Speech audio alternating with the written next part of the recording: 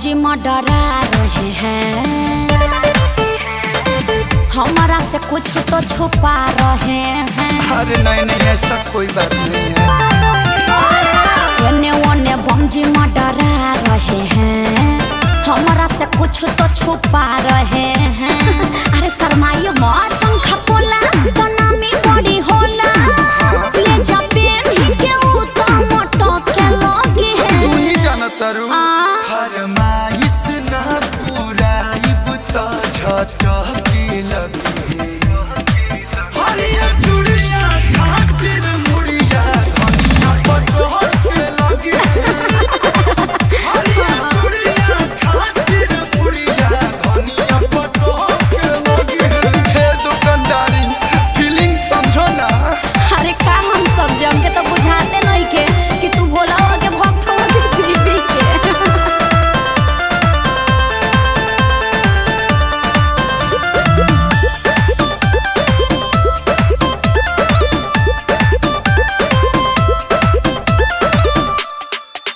लोहई बिंदी लेला लीलरा पसाते खातिर, No, no. कि बाबा सिंदूर लेला गांव भर बांटे खातिर।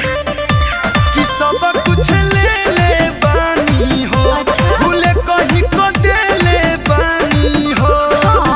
लची दाना के करा जनी माना, पर शादी माने खातिर भटो के लगी है। सब ले ले बानी। हेलो फरमाइश ना पूरा इब तो झटकी लगी। तेरा मौत हरिया चूड़िया खातिर मुड़िया धनिया पटोल के लगी है। जिदिया है भाई का। हरिया चूड़िया खातिर मुड़िया धनिया पटोल के लगी है।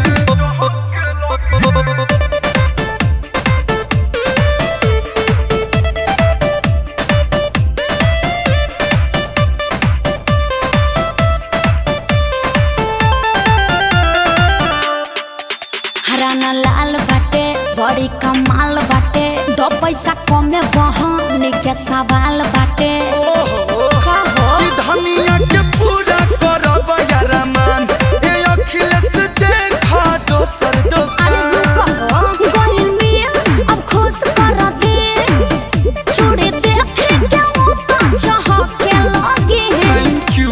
मेंशन नॉट फरमाइश ना पूरा इब तो झटकी लगी। अरे अब मिल गइल लो। हरिया चूड़िया खातिर मुड़िया धनिया पटोल के लगी है। अरे जिया कस्या, हरिया चूड़िया खातिर मुड़िया धनिया पटोल के लगी है। अरे मुड़ी पटकी है ना, अब मुड़ी नेवा के बतियोई है, बुझला? ले जा चुपचाप।